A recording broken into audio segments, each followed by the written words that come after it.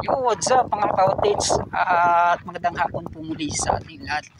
So yun, papatuloy natin itong pag-update ngayong araw dito po sa ginagawang Davao Coastal Road. Yan. So kahit ulan po, kahit gaano kalakas yung ulan, makagawa lang tayo ng upload ngayon mga ka-outage. Sayang din kasi yung revenue. So pupunta tayo dyan sa loob ng Santa Ana Wharf, yung kanilang ginawang modular segmental blocks. So ating titingnan ano na ba yung ganap o pinagbago. Yan. So mga ka-outage, yung nakita natin dito banda ay parang pinatrasata yung mga lupa dito banda. Yan. Medyo wala ding nagtatrabaho. Yan nga po, ulan. So tayo naman ay may trabaho tayo kasi nga po tiga-update po tayo dito sa ginagawang Davao Coastal Road. Yan. So pupuntahan muna natin dyan sa unahan mga ka-outage ano yung mga makita nating update, makita nating pagbabago. So yun, let's go. So yun mga ka-outage, so itong mga lupa na gabundok, so dati galing po yan dyan sa yan sa itong pababa na niya. So kinuha muli, tinanggal dyan at tinambak naman dito sa unahan. So nahirapan tayo sa pagbaba. Yan. Okay. So akala ko kasi mga ka-outage, dati kasi may daanan yan dito. So ngayon kanila ay tinambak itong mga lupa. So natabunan kasi mga ka-outage yung daanan dito banda. So yan malapit na tayo sa ginagawang flyover. So yun.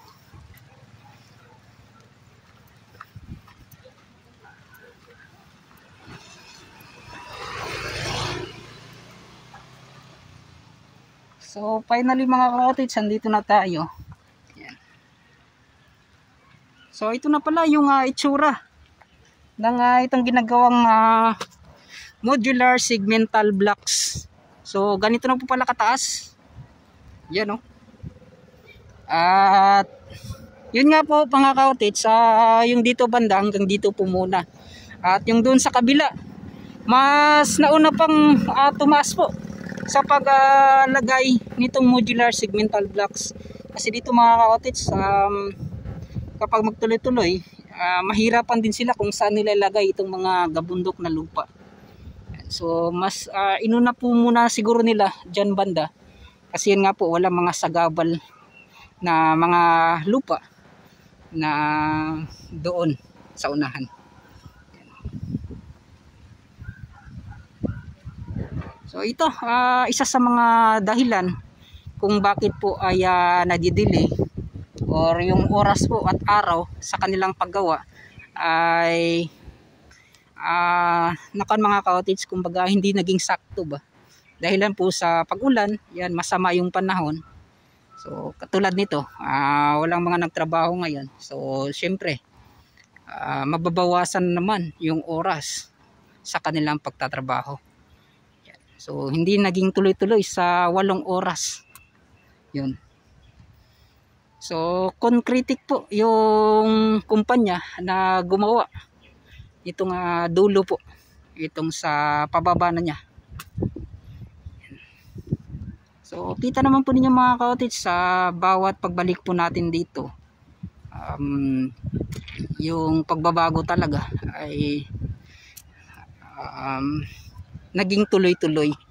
Hindi katulad ng mga ibang sinasabi ng iba na bakit ganun pa rin yun mga ka-outage. So dito di po mga ka-outage yan ang napakalaking pagbabago po na ating nakikita. Yan. Lalong-lalo na dito sa paglagay din nila ng lupa.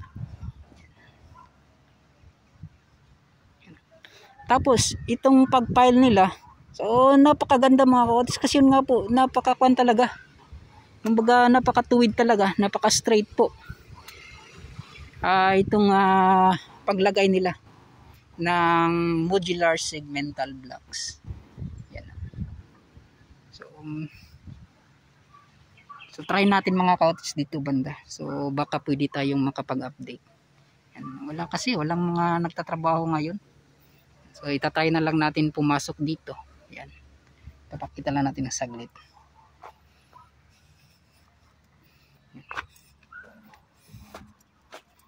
So ito.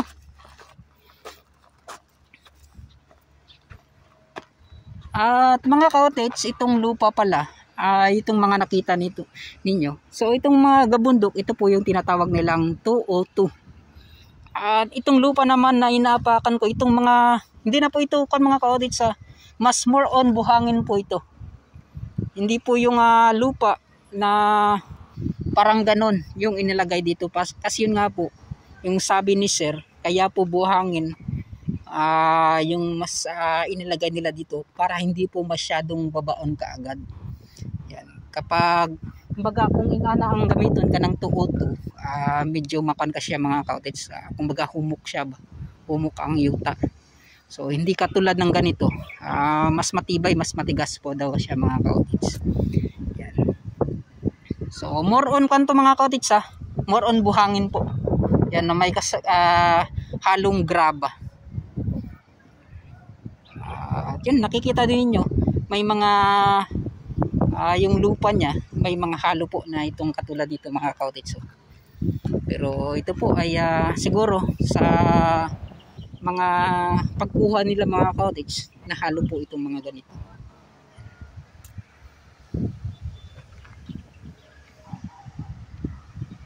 Ngunit itong 202 na ito mga ka-outage, yan po yung gagamitin nila. Kumbaga sa pinakataas na gid siya ba, yung para lagyan na po ng asfalto. Yan mga ka-outage. So gagamitin po din yan. Yan.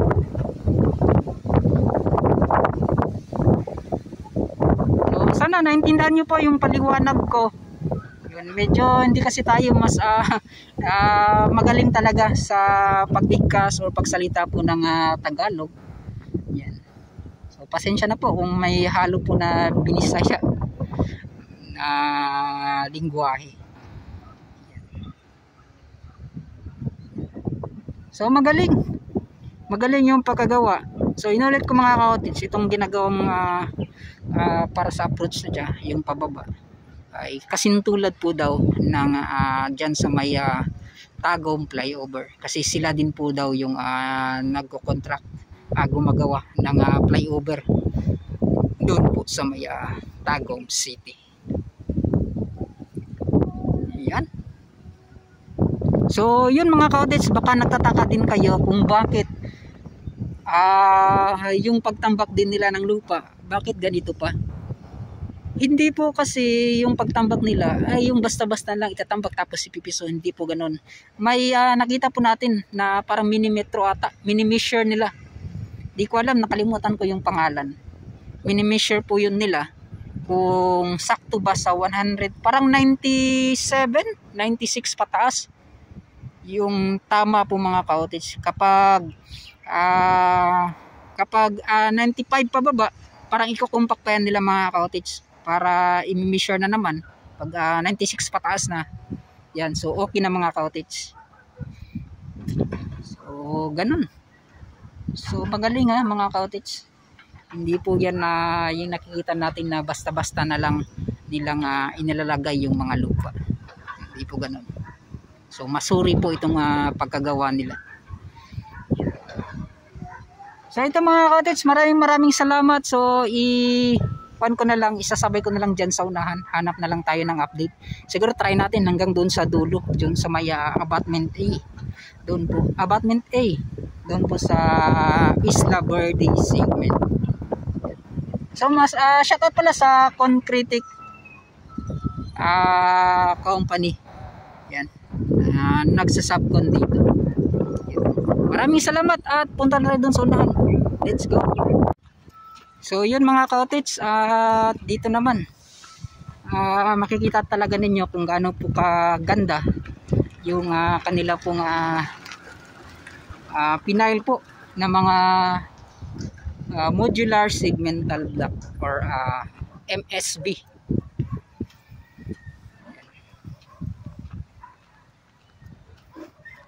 Yan o, napakataas na. Nasa ilang palapag na ba? Doon tayo magsisimula. 2, 4, 6, 8, 10, 12, 14.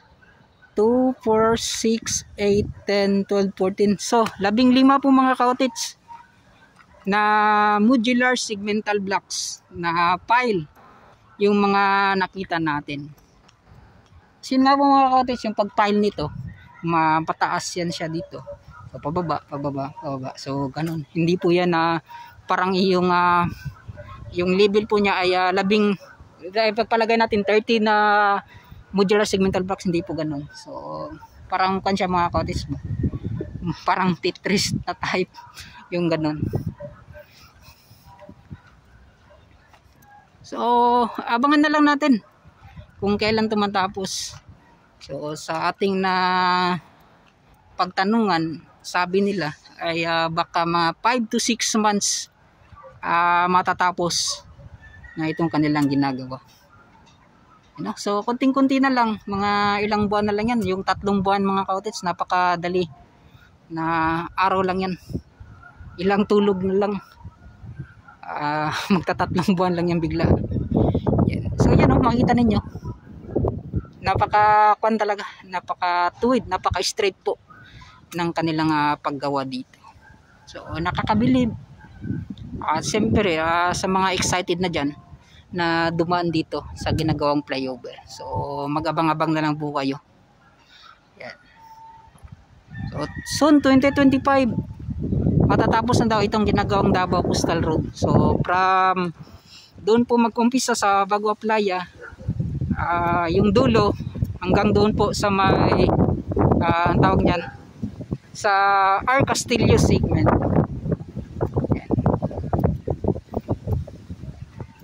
At dati napakadami ng mga itong concrete block. So ngayon po mga ka-cottage ay kumunti yata.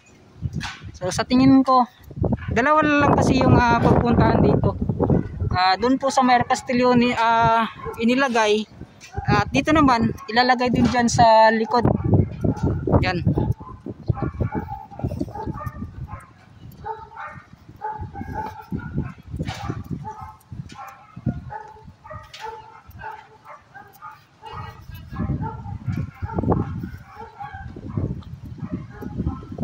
So yun, yung flyover na to tapos na po itong mga ka-cottage.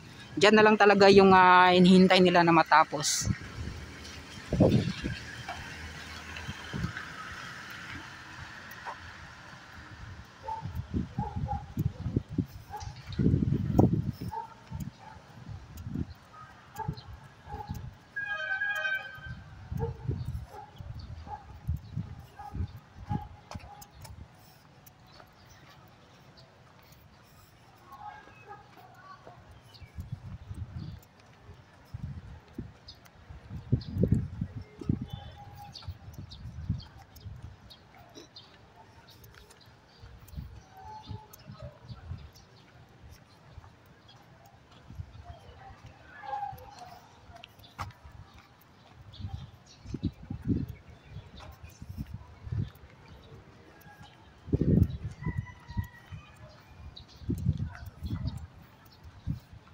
So yun.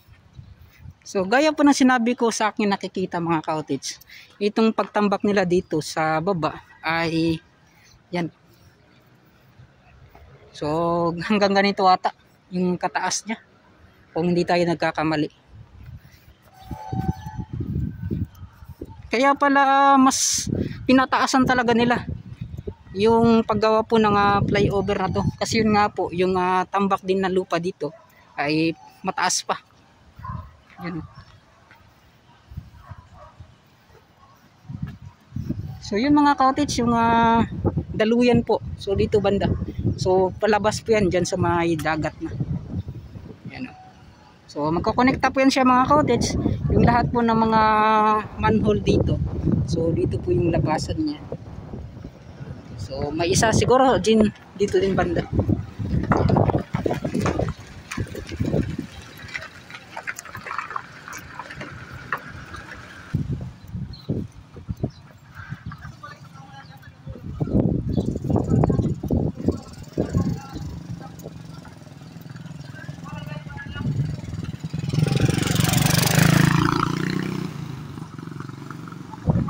So dito parang tinambakan nata nila, oh. Gumanda po yung daanan niya at tumaas po. Ayan.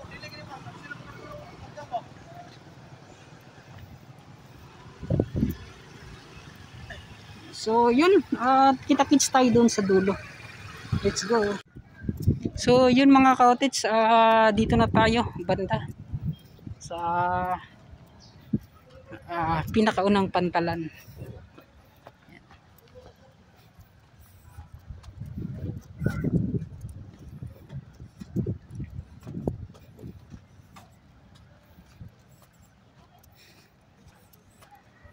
Yan na.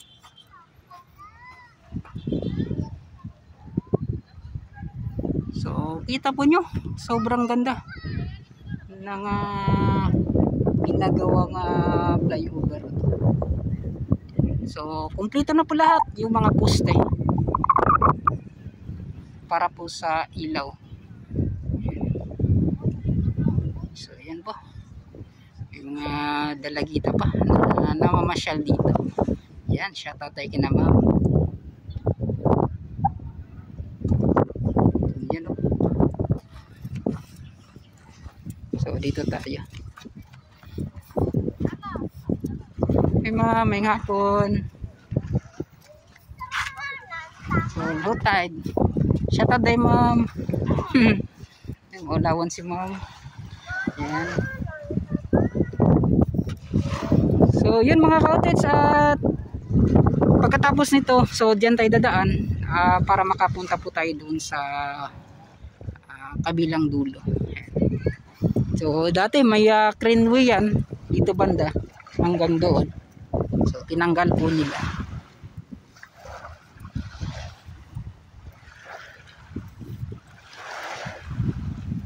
At isa rin sa mga ka-otits, no, isa rin sa mga napagtanungan natin at nalaman din natin kung totoo nga ba. So posible po yan dito banda ay tatambakan yan mga ka-otits, no. Yan, tatambakan po yan, ipapantay yung mga ka-otits hanggang doon sa kabila. So dito wala na po tayong makikita nga kadagat, so halos na po yan mga kalupaan. So yun po yung ating itinanong lang po yung mga ka-otits. So posible baka mga ka-otits. So yun, kita-kits tayo dun sa dulo. Let's go. So yun mga ka-otits, dito na yung sa ginagawang access road na to. Yan. So dito naman sa yan, so ito talaga yung old niya mga ka-otits. Ito talaga yung itsura dati. Kasi nga po, nakikita ninyo sa vlog ko dati na talagang yung lupa po dito ay hanggang dito. So, nakaangat na po yung lupa. Yung buhangin pala. So ngayon parang tinanggal ata to. So nakita na natin itong seawall dati. Yung old seawall na niya. Yun.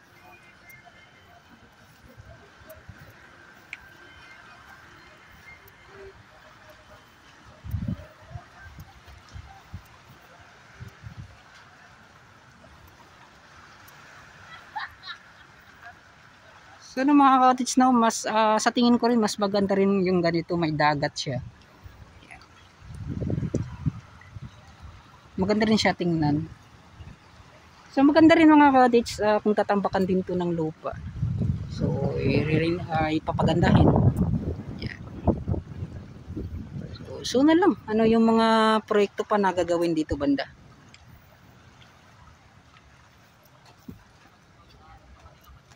So may mga namamasyal dito kahit na umulan.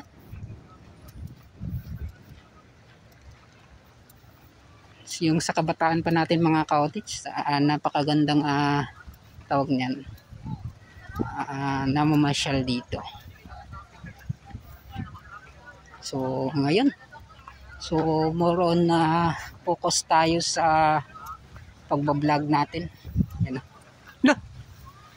Sila kaman daw. Yung mga ka-otits, oh.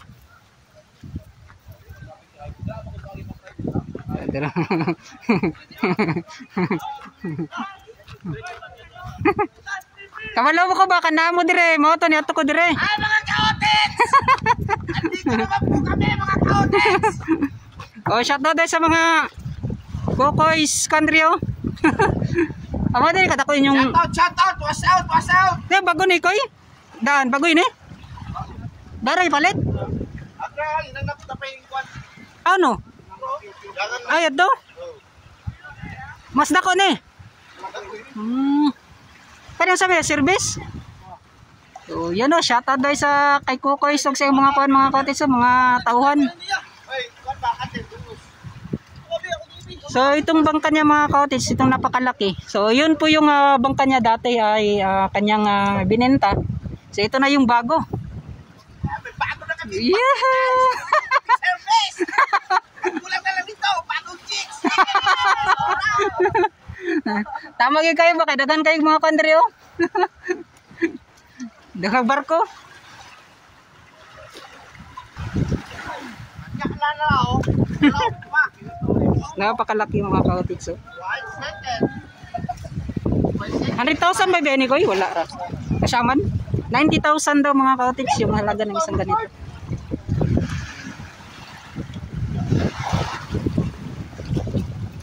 Dito po ito sa Davao City.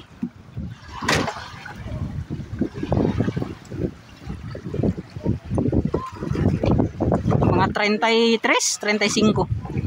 Awa. 30. 40 dadi. So 40 kung dito ka po sa taas mga cottage. So, hanggang dun sa dulo.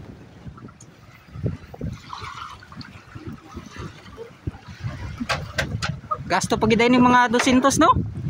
Mga 200.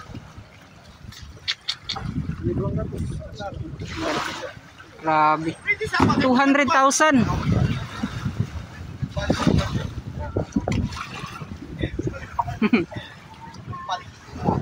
Kambiyan mo lagi kuan manahot.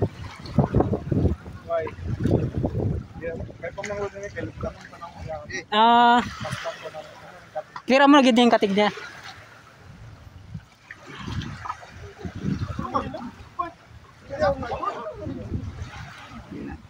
So, pa-shoutout na to ng mga tauhan ni Boss Kokoy yan oh. Oh, kita na gid mo sa akong vlog oh. Uy. Oh. Wa gani ato ko diri kay kabalo ko nga nagid mo. Yan oh. Oh na. Og wala man mo. Ay bilen, puksi ka tan. Hi vlog, welcome to my guys. Yan.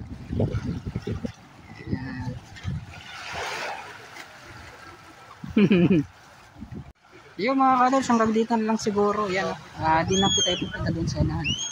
So okay na po ako yan. May magsaysay. Maraming salamat hanggang dito na lang mga kadals. Uwi na kami. Uli na uli na. Hi guys. Mag-set car mo mer? Oh. Sakay ko. Good guys. Yan. So mag-hits tayo mga kadals. Sa motor. Oh. Yan, maraming salamat. At hindi kami ka-shoutout pala sa mga supporters natin sa video, sa subscribers. Maraming salamat at bye-bye na.